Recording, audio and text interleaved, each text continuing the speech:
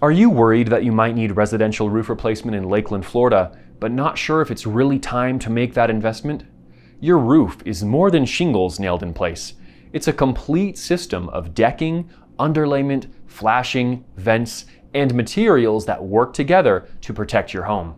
When that system wears down, the first signs are usually small. A few missing shingles, granules in the gutters, or a faint stain on the ceiling after a heavy storm.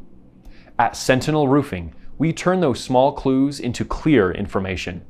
Our team starts with a detailed inspection inside and out. We look at the surface of your roof, but we also check the attic, ventilation, and drainage so we can see how well the entire system is holding up. Then we sit down with you and explain what we found in straightforward terms. Sometimes a focused repair is all you need.